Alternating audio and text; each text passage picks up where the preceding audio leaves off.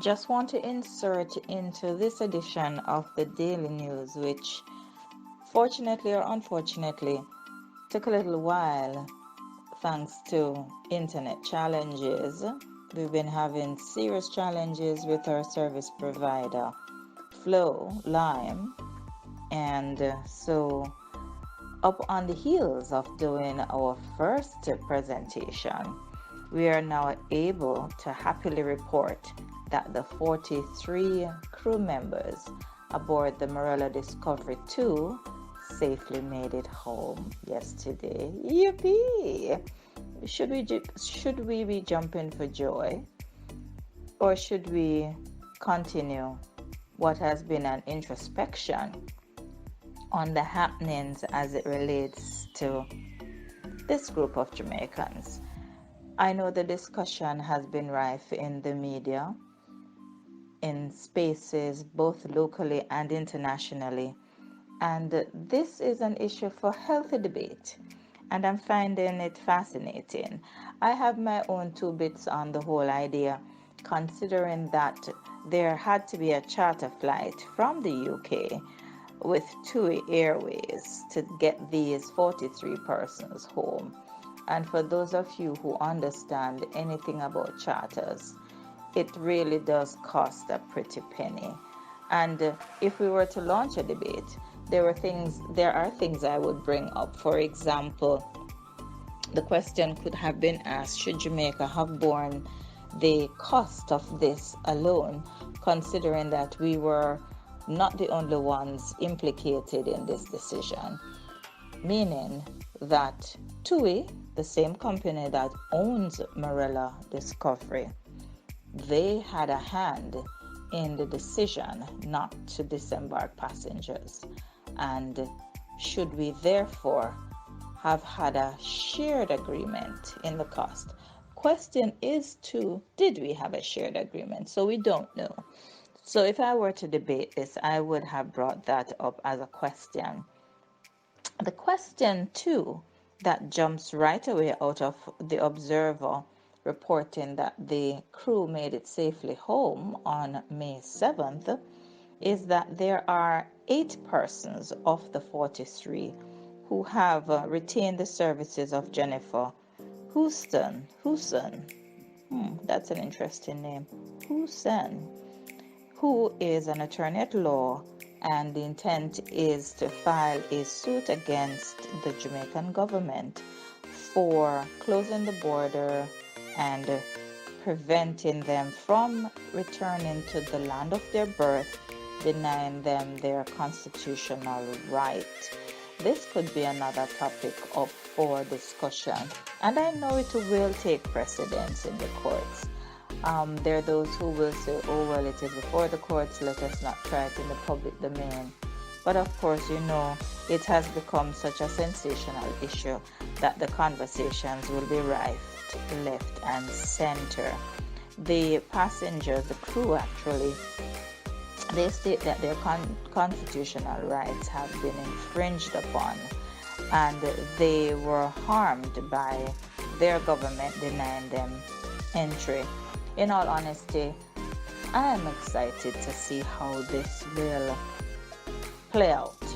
The right to demand redress if you think you were wronged is a fundamental right of every Jamaican. And the fact that they are exercising their right, I'm sure even our court system should be very excited, because new precedents will be established. So hooray, one way or another, somebody wins. Now, as we go on, there are some persons who are not very, very happy, and I'm sure that this will play out even more as the days progress.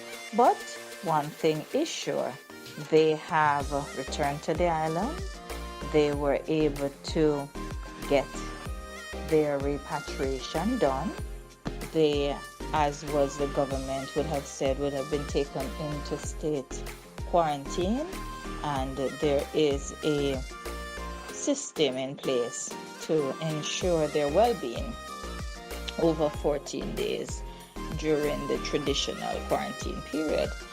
we will stand with our ears glued to the ground to see what transpired or what will transpire next. The details of the arrival of TUI's charter flight into the Norman Manley International Airport is one that has come with great joy, and of course, nothing could feel better than knowing that finally, after all these weeks of sailing and remaining still and uncertainty, you are finally able to touch feet on tierra firma. And so the TUI charter flight that touched down in Kingston on May 6th had a total of 115 Jamaicans on board. And very important to note is the fact that there is a system that the government has put in place that Jamaicans need to access online, where they will submit details of them being stranded or otherwise with a return ticket to Jamaica and they were impacted by COVID. That will allow them to begin the process of the restricted return to the island. These persons have priority to return. Persons who were either working overseas or on vacation, doing their own thing, living their own lives, and suddenly COVID struck and they became stranded in a place that they had no intention to be for an extended period. So of course, in our earlier video, we did say that 43 of the passengers aboard this TUI flight were those from the Marella Discovery 2. And I'd be excited to know if the other persons who were in the UK, if among them might have been those from the Braemar, that other cruise ship with Jamaicans that were also unable to disembark in Jamaica. It has been a very, very painful and tear-jerking and emotional period for the crew. And even though they are not able to see family today, they are not able to hug and touch and kiss, I know just being home makes all the difference. And so there are those who have been talking to the Gleaner, and one stated that it had been a tiring 16 hours for the Jamaicans as they left the ship from 4:30 a.m. in the UK to go to the airport for their flight. Now, I don't know their status in terms of their strength, their health, their nutrition, but I know that irregardless of what they have gone through, just the thought of being able to board that flight home, they probably couldn't even sleep, probably couldn't even eat, probably so restless anyway that it just did not even matter. They just wanted to get on that plane, they wanted to get home. And the news further tells us that the Jamaicans will now be quarantined for 14 days at a North Coast hotel before they are allowed to go home. You know what? I will still hats off to the Minister of Foreign Affairs, Camilla Johnson-Smith, and her team. She was on hand to greet them at the airport and to welcome home all her fellow Jamaicans. I don't know if as a people we understand the logistical nightmare many times that go into these events. And for the Minister Johnson-Smith, I would imagine that as a woman, as a Jamaican, it would have taken also an emotional toll on her. So this is my way of sending love and strength to her. Your life, your actions, your activities, they're all tried in the public domain.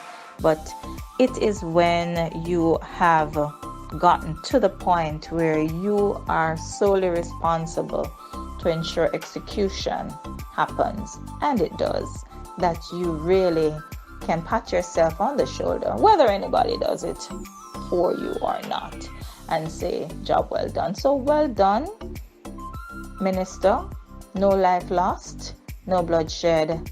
Your people, our brothers, our sisters, our Jamaicans, they are safely home. We're happy. And I have a funny feeling that they rested very well. And Minister, and the staff at that hotel, I know you're going to give them some good fried dumpling and ackee and saltfish, and who knows, maybe a cup of coffee, tea, or chocolate tea, fever grass tea on the menu. That's what I would want anyway. Some stew peas, oh God, some oxtail. Okay, I'm getting carried away. Just being home, smelling the fresh air, feeling the vibe of the land of all right makes things seem not so bad. Welcome home, Jamaicans. You know we love you. That's how we see things today on the Daily News.